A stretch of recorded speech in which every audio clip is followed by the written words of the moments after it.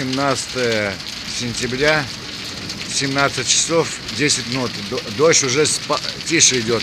Ливень был ужасный. Вон, лужи какие. Темно, как будто уже 9 вечера.